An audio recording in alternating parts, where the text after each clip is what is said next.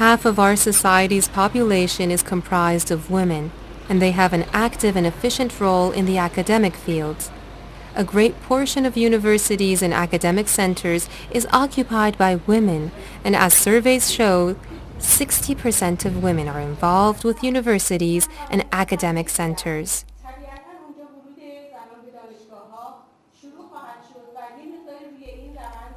It shows that the Islamic Revolution brought forth an appropriate ground for women's academic and scientific participation, and today we can witness their admirable and dynamic presence in nuclear science, physics, medicine, and other fields.